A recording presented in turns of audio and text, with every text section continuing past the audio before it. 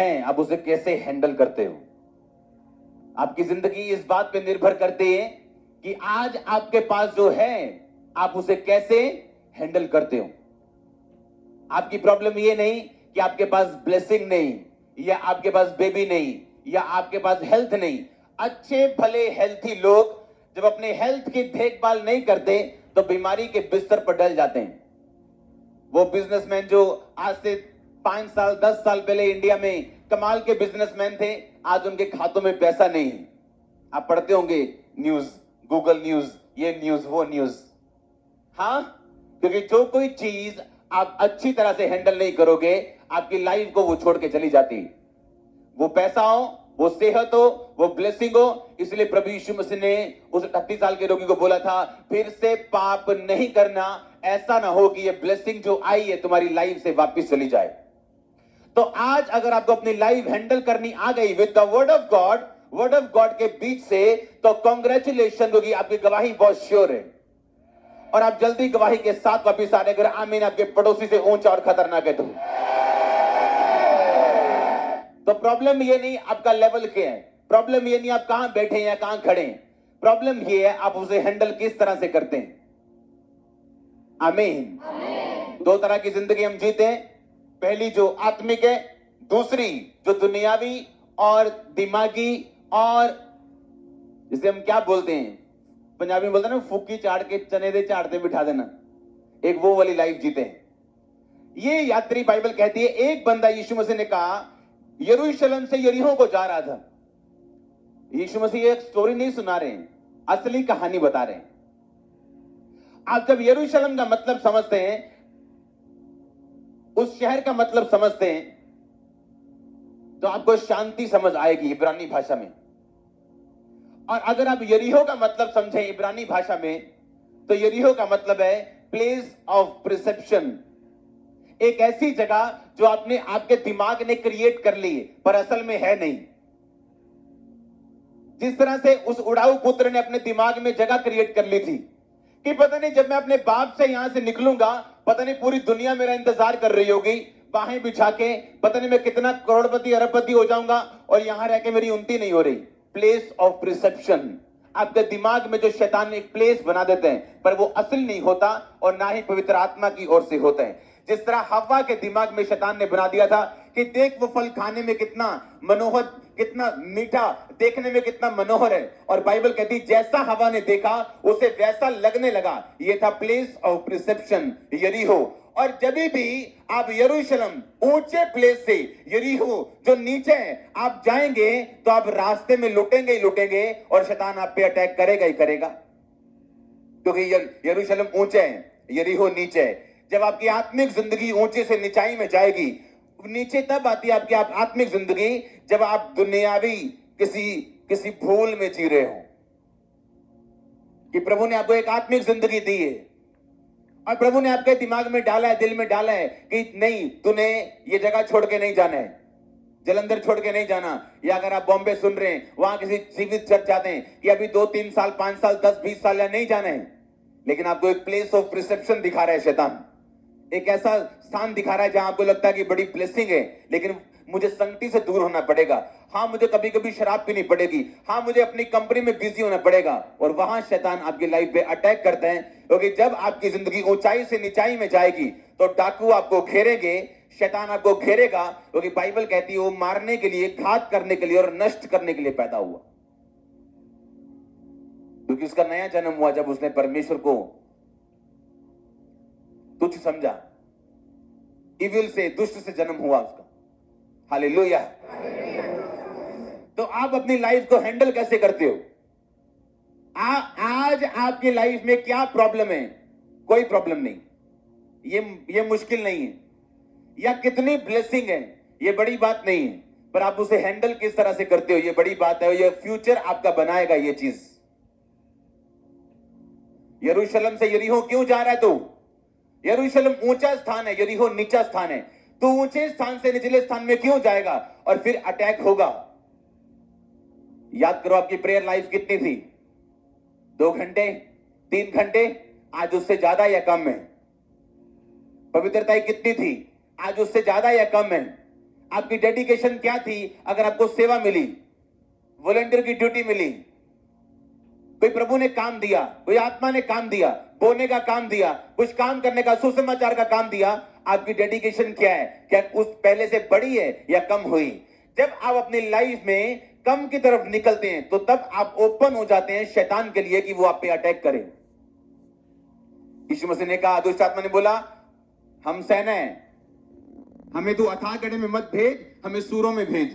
यीशु मसीह ने कहा, जाओ। क्यों? इसलिए नहीं कि वो 6000 थी और यीशु मसीह को कॉम्प्रोमाइज करना पड़ा शैतान के साथ। सुअर चराना बाइबल के अनुसार गुनाह था और वहां गुनाह हो रहा था। यीशु मसीह को ने शैतान को रोका नहीं, क्योंकि जहां वचन टूटेगा वहां सांप क्या? हाँ, जहां बाड़ा टूटा वहां सांप क्या? जहां वचन टूटा तो परमेश्वर ने कहा, जा, तुझे जाने की आजादी है, मैं तुम्हें रोकूंगा नहीं। तो वहां वो शैतान गया और सूरों के झुंड में बैठा और लिखा, वो समुद्र, वो झील के झपट के किनारे पर से मर गए सब। हालेलुया।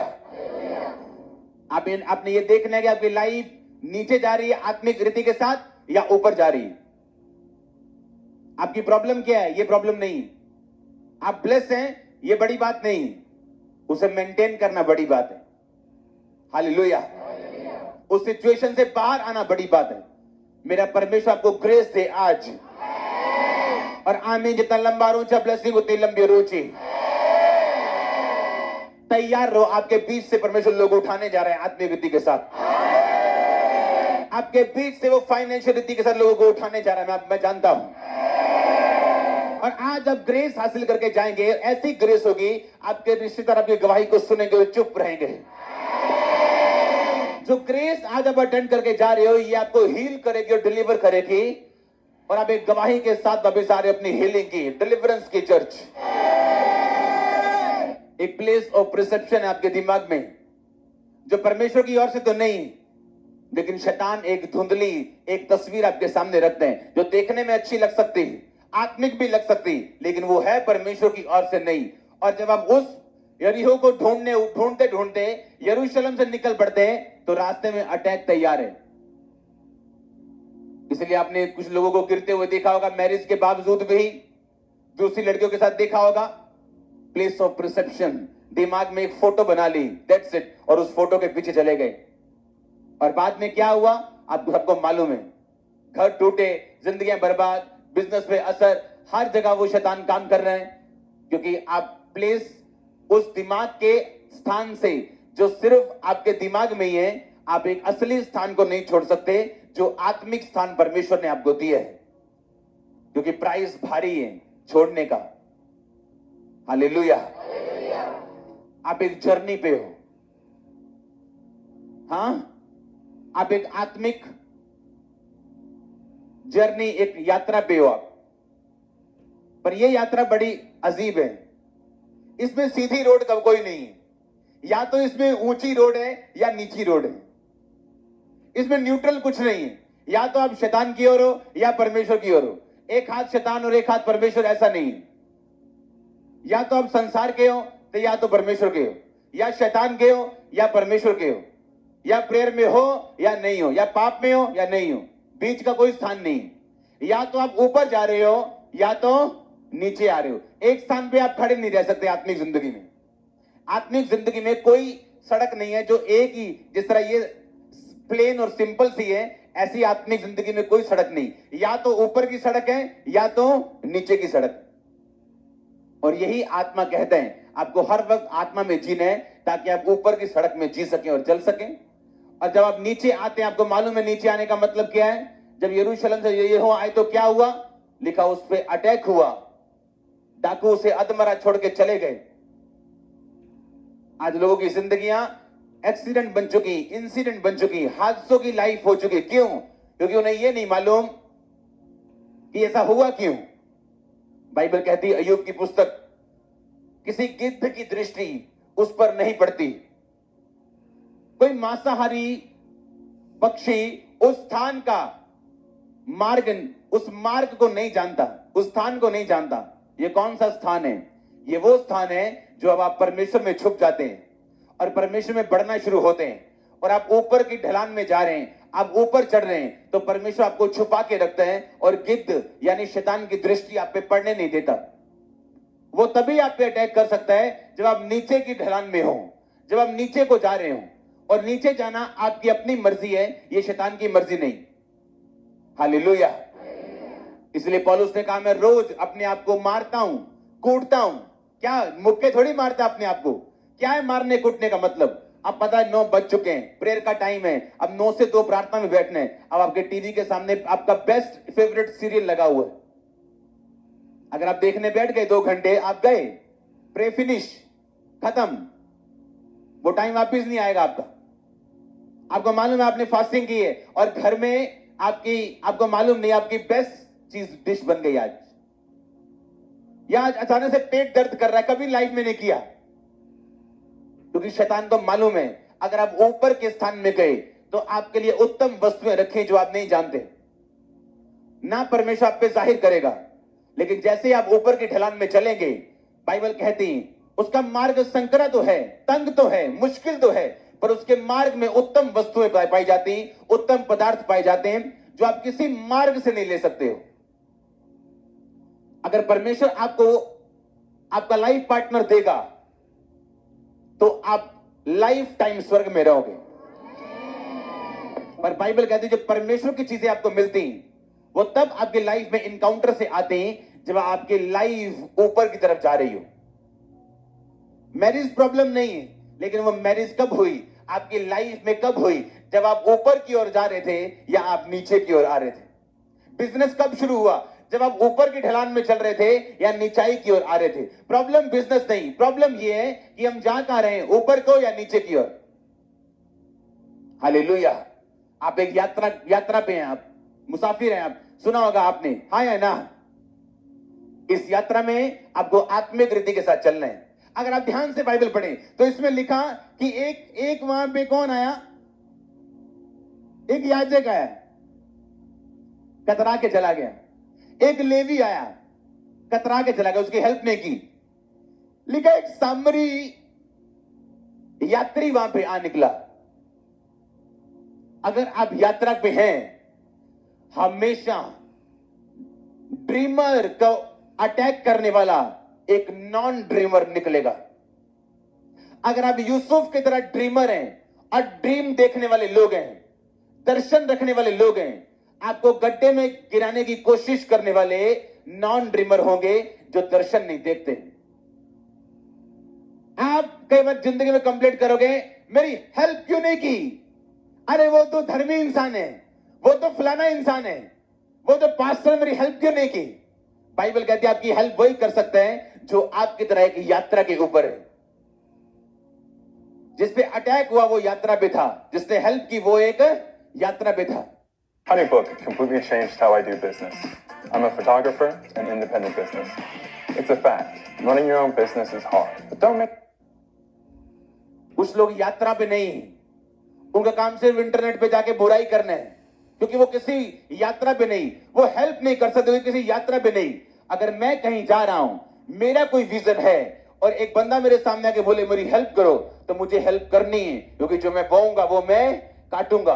क्यों? क्योंकि मैं एक यात्रा पे हूं, मेरा एक दर्शन है, मेरा एक विजन है। मैं जानता हूं जो कुछ मैं बोऊंगा वो कुछ मैं काटूंगा। पर अगर मैं यात्रा पे नहीं हूं तो मैं हेल्प नहीं करूंगा, क्योंकि मुझे कोई मतलब नहीं। मैं इधर देखूंगा, कतरा के चला जाऊंगा। क्यों? क्योंकि मैं किसी यात्रा पे नहीं हूं। तो आप जब किसी से हेल्प ना पाए तो आपको निराश नहीं होना, आपको यह समझना है कि यह व्यक्ति किसी यात्रा पे नहीं है, इसका कोई दर्शन नहीं है, कोई विजन नहीं है। आपकी हेल्प करने वाले लोग वही हो सकते हैं जो आप ही की तरह दर्शन वाले और यात्रा पे चलने वाले, जिनका कोई विजन हो, जो किसी काम पे जा रहे हैं। मैंने ऐसे लोगों के कर्जे उतारे हैं जो लोग मेरी खिलाफत करते हैं और होली स्पिरिट वाला इनको देने हैं पैसे, और मेरे को मालूम है ये लोग मेरी खिलाफत करने वाले लोग हैं, क्योंकि आप किसी यात्रा पे हैं। आप वैसे नहीं चल सकते जैसे आम लोग चलते हैं। जब आप किसी यात्रा के ऊपर हैं और आपकी जर्नी ऊपर जा रही, तो परमेश्वर आपसे वो चीजें बुआएगा जो वो आपको काटने के लिए देना चाहते हैं।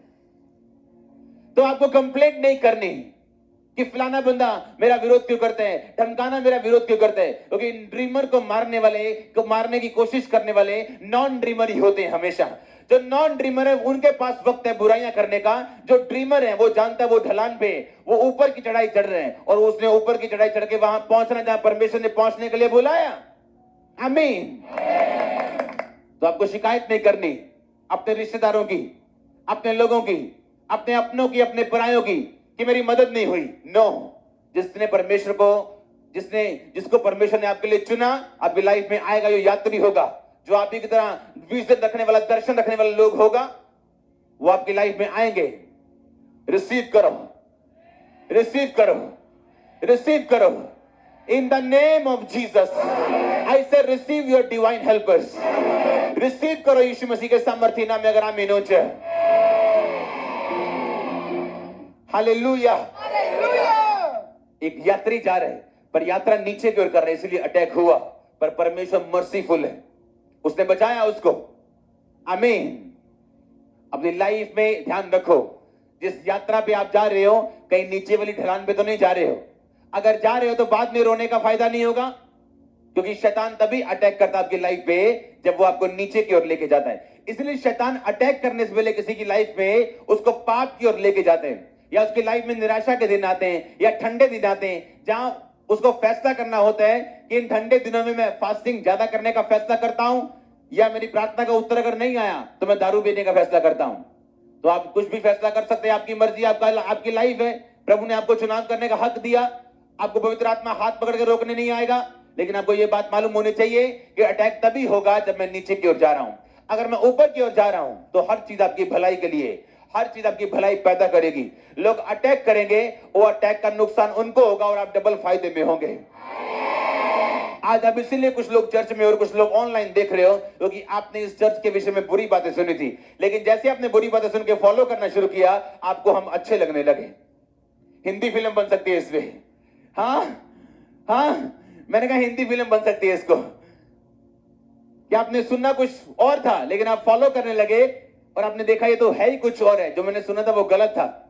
परमेश्वर हेल्प करता है आपकी जब आप ऊंचाई के रास्ते पे जा रहे हैं। हर चीज आपकी भलाई के लिए। अगर आमीन ऊंचाई ब्लेसिंग आपकी है चर्च। आमीन। तो अगर आप ड्रीमर हैं, दर्शन रखने वाले हैं, तो डोंट वरी। जब लोग कतरा के चले जाएं, आपको जब सबसे अधिक जरूरत हो, डोंट वरी।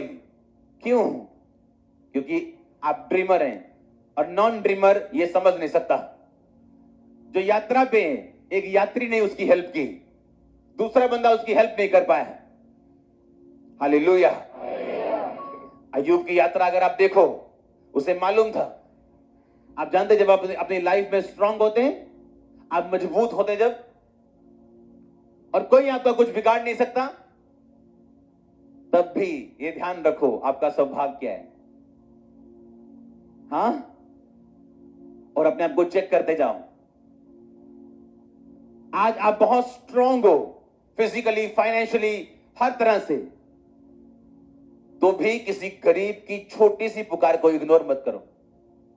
आपका कोई कुछ नहीं बिगाड़ सकता, फिर भी परमेश्वर में रहो, क्योंकि जो आज आप बोएंगे, आप कोई भी क्यों ना हो, कल को काटने वाले हैं। आप कोई भी क्यों ना हो। इसलिए वाइज मैन, वाइज पीपल, बुद्धिमान लोग अपनी लाइफ के टॉप मोमेंट पे भी, अपनी लाइफ के ब्लेसिंग से भरे हुए दिनों में भी अपने होशो हवास में रहते हैं। आमीन। अपने फाइनेंशियल ब्लेसिंग के दिनों में भी वो गरीबों को भूलते नहीं। टाइम बदलते, क्योंकि देर नहीं लगती, पर अगर आप हैंडल करोगे वेल, तो बाइबल कहती है धर्मी का टाइम पूरी उम्र एक सा रहेगा, कि वो सिर्फ परफेक्ट होता जाएगा, सिर्फ ऊंचाई तक जाएगा, वो कभी नीचे नहीं होगा। वो फिर खड़ा होगा। आमीन। अगर ऊंचा ब्लेसिंग आपकी चर्च। और अगर एक व्यक्ति गिरे, तो अगर आप ध्यान से बाइबल पढ़े तो उसने लिखा, उसने तेल और दाखरस ढालकर पट्टियां बांधी। अगर आप दाखरस को देखें तो दाखरस यीशु मसीह के खून को दर्शाता है, यीशु मसीह के ब्लड को दर्शाता है। यीशु मसीह ने दाखरस का प्याला लिया था और बोला था ये मेरा लहू है। और अगर आप तेल को देखें तो पूरी बाइबल आपको बयान करती है 100 कितने 92 बार कि तेल का जिक्र हुआ। तेल का मतलब अभिषेक। अगर आप गिर चुके हैं और शैतान ने आप पे अटैक किया तो बाइबल कहती है पहला लहू दाखरस, यानी अपने लाइफ में परमेश्वर का लहू अप्लाई करना, माफी मांगना परमेश्वर से कि प्रभु मैं तेरे लहू के साथ धुलना चाहता हूं, शैतान के अटैक से उबरना चाहता हूं। लोगों को यह मालूम नहीं कि आपका किया हुआ व्यभिचार या देखी हुई ब्लू मूवी, उसका असर आपके बिजनेस पे हो सकता है, उनको पता नहीं। उसका असर आपके स्टाफ पे हो सकता है। वो नेगेटिव चीज कहीं से भी निकल सकती है आपकी लाइफ से, और लोगों को मालूम नहीं, लेकिन वो प्रेयर लाइन में खड़े हैं, हमारा बिजनेस ऑन कब होगा। आप जब ढलान से निकल के ऊंचाई की चढ़ाई पे चलेंगे, सब कुछ ऑन हो जाएगा। डिवाइन हेल्पर्स एंटर करेंगे, आपको शैतान एक्सपोज होता नजर आएगा, कहां पे काम कर रहा है वो। परमेश्वर वे खोलेंगे, रास्ते खोलेंगे, आपके सामने नए इवेंट्स, नई चीजें अनफोल्ड होती जाएंगी और परमेश्वर आपको नई ब्लेसिंग देता जाएगा। जब आप बिल्कुल आपको लगेगा कि मैं गिरने लगा हूं, वो आपको उठा के खड़ा करेगा और अगली सुबह सबसे अच्छी सुबह होगी आपके लिए। आपको ये बात ध्यान रखनी है। उसने कहा दाखरस, उस पे उंडेला और दाखरस और तेल उस पे ढालकर पट्टियां बांधी। दाखरस का मतलब है लहू। जब आप परमेश्वर, अगर आप अटैक से बाहर आना चाहते हो, लिखा उसे अधमरा छोड़कर उसके कपड़े ले गए थे। वो कपड़े धार्मिकता को दर्शाते हैं, कपड़े ऑनर को दर्शाते हैं। जब आप नीची जगह पे जाओगे तो शैतान उन कपड़ों पे जो आपके व्हाइट कपड़े हैं पवित्रता के, उनको छीनना चाहता है, अटैक करना चाहता है। क्यों? ताकि आपको शर्मिंदा देख सके। और बाइबल कहती है जब उस पर अटैक हो गया तो उस अटैक से बाहर आने का तरीका क्या है? लिखा दाखरस और तेल ढालकर उस पर पट्टियां बांधी गई जब तक वो हील नहीं हुआ। परमेश्वर के लहू को मांगो अगर आप बाहर आना चाहते हो कि प्रभु मैं माफी मांगता हूं, माफी मांगती हूं, आज से निचाई नहीं, सिर्फ चढ़ाई पे मेरे जाऊंगा, जाऊंगी। और तेल, अगर आप अभिषेक अपनी लाइफ में रखें तो जो कुछ शैतान ने छीना वापिस आएगा और हीलिंग होगी आपकी। अगर तेल आपकी लाइफ में नहीं है तो हीलिंग होना पॉसिबल नहीं। लिखा दाखरस और तेल दोनों उसकी लाइफ में थे। बाइबल बयान करते कि परमेश्वर लहू से धोके उसके बाद तेल लगाता है एक व्यक्ति की लाइफ में। अगर बाइबल को स्टडी करें आप, उसका मतलब है लहू से धुलने के बाद जब आप एक विश्वासी जीवन में एंट्री करते हैं, चाहे आपका नाम जॉन पीटर क्यों नहीं, आप बॉर्न क्रिश्चियन क्यों नहीं, आपको मालूम है आप विश्वासी हो या नहीं, जब तौबा करके आप एंट्री करते हो परमेश्वर के लहू से, उसके बाद परमेश्वर आपको तेल देते हैं, अभिषेक देते हैं। और वो अभिषेक चाहे एक बिजनेसमैन होने का हो, एक विश्वासी होने के नाते, एक पास्टर का हो, एक प्रेरित का हो, एक प्रॉफिट का हो, जब आप उस अभिषेक की कदर करके बढ़ते जाते हैं, जो कुछ आपकी लाइफ में शैतान के अटैक होते हैं आप हीलिंग देखते हैं उनमें। आप जानते हैं एक चीज को, आप अपनी लाइफ में कभी भी पास से, अपने बीते हुए से, अपने उस बीमार बिजनेस से या बॉडी से या कर्सेस से आप हीलिंग नहीं ले सकते जब तक आपकी लाइफ में तेल एंटर नहीं करता, आपकी लाइफ में अभिषेक एंटर नहीं करता।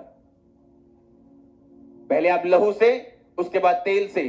लहू से अपने आप को साफ करते हैं और तेल से अपने आप को भरते हैं, और जो कुछ शैतान ने छीने वापिस आते हैं। जो मांस उतर गया था वापिस आया, जो हड्डी टूट गई थी जुड़ी, जो जोड़ उखड़ गया था वापिस आया। सब कुछ वापिस आना शुरू हुआ जब ये दो चीजें लगानी शुरू की। हालेलुया। आप यात्रा पे हो, आपकी हेल्प करने वाले लोग भी वही होंगे जो किसी यात्रा पे होंगे। तो कंप्लेंट नहीं करनी मेरी मासी ने मेरी हेल्प नहीं की, यूएस से जाके मेरे को वीजा नहीं भेजा। आमीन। क्योंकि आपकी हेल्प करने वाले लोग वही होंगे जो खुद भी किसी यात्रा पे होंगे। क्योंकि आप यात्री हैं, आप कहीं जा रहे हैं, आपका मकसद है, आप वैसे दुनिया में नहीं आए हो, वैसे नहीं जी रहे हो, आप प्रॉमिस चाइल्ड हो, वायदों के बेटे और बेटियां हो। आप पे वायदा है परमेश्वर का आपको ऊंचा करने का। आप पे वायदा है परमेश्वर के दुश्मन सदा शर्मिंदा रहेंगे आपसे, ये वायदा है प्रभु का, कोई तोड़ नहीं सकता इसे। आमीन। ये वायदा है। क्या है ये? बोलो अपने पड़ोसी को, क्या है ये? ये वायदा है। आप वायदे के बच्चे हो, आप पे वायदा है परमेश्वर का, तो सिर होगा बोझ नहीं। आमीन। ये वायदा है परमेश्वर का। आप प्रॉमिस चाइल्ड हैं, आपको किसी मकसद के लिए चुना गया और बुलाया गया। मैं आपको फिर बताता हूं, दाऊद का अभिषेक नहीं होना था अगर उसका बड़ा भाई पाप में ना गिरता तो। क्योंकि जो चुना गया था राजा होने के लिए वो दाऊद का बड़ा भाई था, सबसे बड़ा भाई दाऊद नहीं था। वो अयोग्य करार दिया गया तो आगे वाला अयोग्य हुआ, आगे वाला हुआ, क्योंकि एक यहूदी एक क्रिश्चियन को नहीं मालूम उसकी लाइफ में प्रभु की कितनी बड़ी योजना है। और ये ठंडापन, दुनिया के साथ ज्यादा लगाव, ज्यादा अन्य जाति दोस्त, ज्यादा संसारिक दोस्त, ये आपको धोखा देते हैं और परमेश्वर की बुलाहट को पहचानने से आपको रोकते हैं। और जब आप रुक जाते हैं, आपको मालूम है कि जो कुछ परमेश्वर ने मेरी लाइफ में रखा है आपको मालूम ही नहीं है, आप पाप में जाते हैं, आपसे गलतियां होती और आप नहीं जानते कि क्या खोया आपने और आपकी जगह कौन निर्धारित कर दिया गया जो इस आशीष को लेगा। लाइफ सीरियस है, आमीन। है तो आनंदित, लेकिन आत्मिक जिंदगी सीरियस है। इसे सीरियस तरीके के साथ लेना ताकि आपकी लाइफ में कुछ ऐसा ना हो जिससे आप कवर करने की कोशिश करते रहे बाद में। आमीन। आपकी लाइफ में ब्लेसिंग ऐसी हो कि लोग सुने और चुप करके देखें और देखें, हाँ वाकई है, कुछ है जो हमारे पास नहीं है। ये ब्लेसिंग आपके रिश्तेदार देखने वाले हैं, आपके लोग देखने वाले हैं, आपका नगर देखने वाला, आपका देश देखने वाला चर्च। और आमीन। जितना लंबा और ऊंचा ब्लेसिंग उतनी बड़ी है।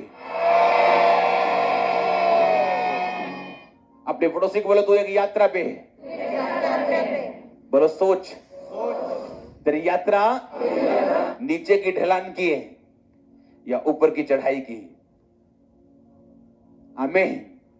आपने सोचना है घर जाके या अभी कि मेरी प्रेयर लाइफ जो पहले थी अब है।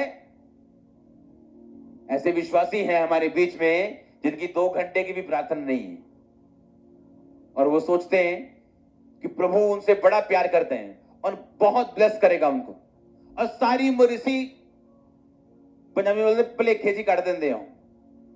हाँ, वो आपसे प्यार करते हैं जिस तरह एक मां अपने बेटे से, बच्चे से, बेटी से करती।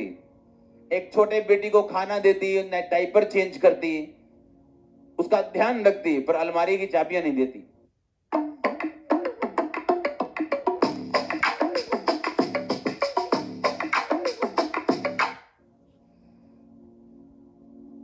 आप बड़े इस बात में नहीं हो कि आपका टाइटल क्या है, आप प्रॉफिट हो के, पास्टर हो के, इवेंजलिस्ट हो। आप कितना प्रभु को जानते हो ये आपकी लाइफ से पता लगता है। आमीन। ना कि आपके टाइटल्स। टाइटल तो सिर्फ ये बताने के लिए कि हमारी मिनिस्ट्री है क्या या हमारी कॉलिंग है क्या। ये नहीं कुछ नाम अच्छा लगा तो वो नाम चूज कर लिया। हाँ, प्रॉफिट अच्छा लगा तो अपने नाम में प्रॉफिट लगाते हैं नाम में। हाँ नहीं, आप प्रेरित लगाते हैं और बड़ा लगता है। हाँ नो, ऐसा नहीं। हालेलुया। वो आपको ग्रेस दे बढ़ने की। मैं आपको अपने परिवार के साथ प्रार्थना करते हुए देख रहा हूं। मैं उस स्वर्ग के परमेश्वर के सामने आपको दुहाई देते हुए और उत्तर पाते हुए देख रहा हूं। और आमीन। जितना लंबा ब्लेसिंग उतनी लंबी। तो क्या आपको ऊपर जाना है कि नीचे जाना है? क्योंकि उत्तम पदार्थ ऊपर है और अटैक नीचे। परमेश्वर ने कहा मैंने जीवन मौत दोनों तेरे सामने रखे, अब तूने चुनना है कि तूने टीवी बंद करना है टाइम पे या तूने प्रार्थना करनी या अपने शरीर की सुननी। बीता का टाइम वापस नहीं आता। आप क्या देते हो अपनी लाइफ को? कैसी स्पिरिचुअल लाइफ है आपकी? कितना क्रेजी हो परमेश्वर के अनॉइंटिंग के लिए? आप आत्मिक जिंदगी किस तरह से लेते हो? आप कैसे पहनते हो, कैसे पकड़ते हो आए हुए मौकों को अपनी जिंदगी में? लाइफ आपको ज्यादा चांस नहीं देती, याद रखो हमेशा। There is another chance, I know, एक और चांस है, लेकिन पहले जैसा नहीं होता वो। लाइफ आपको ज्यादा चांस नहीं देती। मैंने स्टोरी सुनी है, रियल लोगों के पास बैठा हूं, बहुत लोगों से मिला हूं। एक लाइफ का डिसीजन, पूरी लाइफ चेंज। एक डिसीजन, या अच्छा या बुरा, पूरी लाइफ, उसके बाद सब कुछ चेंज। आज भी वैसे ही, कोई आशीषित कोई नहीं आशीषित। क्यों? एक डिसीजन। क्योंकि लाइफ आपको ज्यादा चांस नहीं देती। जो चांस है उसे पकड़ के रखो। अगर आज आप भवन में हो, प्रार्थना करने का मौका आपकी लाइफ में परमेश्वर आपको दे रहे हैं। हाँ, फास्टिंग करने का मौका दे रहे हैं तो रखो और अपनी लाइफ को बनाओ, लड़ो अपने लोगों के लिए, अपने बच्चों के लिए, और जीत के बाहर और गवाही के साथ बाहर आओ। और मैं इंपार्ट करता हूं ये मसा आपकी लाइफ में, अगर आमीनोच है। हालेलुया। अपने पड़ोसी को बोलो, लाइफ ज्यादा चांस नहीं देती, लाइफ ज्यादा चांस नहीं देती। आमीन। जो है उसे पकड़ के रखो। अगर आप प्रभु के साथ वफादार नहीं हो तो क्या आपको ऐसा लगता है कि लोग आपके साथ फेथफुल रहेंगे? हाँ, क्या जिस परमेश्वर ने आपको बनाया, आप उसके साथ अगर वफादार नहीं हो, क्या आपको लगता है लोग आपके साथ वफादार होंगे? क्या आप किसी, पंजाबी में बोलना पड़ेगा, हिंदी में क्या वर्ड है मेरे को मालूम नहीं, क्या बोलते प्लेखे को? हाँ, गलत फहमी। क्या आप किसी गलत फहमी में हो? केड़े भलेखे च तुरे फिरते आप और दुनिया दे कोलों ब्लेसिंग चाहने? हाँ, मेरी भूआ मैनू बुलान लग जाए, फलाना काम हो जाए। अगर तुम परमेश्वर के सगे हो, दुनिया प्यार करेगी आपसे। हालेलुया। अगर आप प्रभु के जितने सगे हो, जो कुछ तुम बोगे वो कुछ तुम। अपने बाप दादों की गवाही को सुनो, बाइबल कहती। अपने भविष्यवक्ताओं को देखो जो तुमसे पहले थे, उनके जीवन की जांच और पड़ताल करो। अगर याकूब बुद्धिमान होता तो अपने बाप की तरह शादी करता, आंखों के पीछे नहीं भागता, और 14 साल भेड़ बकरे को नहीं चराता, जबकि उसके अपनी लाखों भेड़ बकरियां थी, उन पे हजारों नौकर थे, पर वो खुद एक नौकर था। जब आप शरीर की सुनते, आप वहां नहीं होते जहां आपको होना चाहिए। अगर अपने बाप की गवाही सुनता तो देखता कि उन्हें उसके बाप को रिबिका जो मेरी उसकी मदर मिली, वो कैसे मिली? पवित्र आत्मा के इंतजाम से। तो मुझे आंखों से क्या लेना देना, लेकिन नहीं, तो परमेश्वर आपको रोकेगा नहीं। लेकिन 14 साल उसने सेवा की। एक मालिक जब सेवा करता है उसके पीछे रीजन है, क्योंकि उसने अपनी लाइफ को हैंडल नहीं किया। Handle with care. हाँ, कुछ डिब्बों पे लिखा होता है हैंडल विद केयर। आपकी लाइफ में भी लिख के रखो अपने सामने, हैंडल विद केयर। क्योंकि एक मालिक 14 साल नौकरी कर सकता है, अपने घर में लाखों करोड़ों भेड़ बकरियों का मालिक होने के बावजूद वही भेड़ बकरियों की नौकरी करनी पड़ी आंखों के कारण। हालेलुया। आपका स्टैंडर्ड ऊंचा हो। आमीन। जितना लंबा ब्लेसिंग उतनी लंबी। उठाओ अपने हाथों को, डिक्लेयर करता हूं मैं वर्ड्स को आपकी लाइफ के ऊपर। उठाओ अपने हाथों को। हर पाप का आत्मा आपकी जिंदगी से जाए और शर्मिंदगी आपकी लाइफ में कभी एंटर ना करे।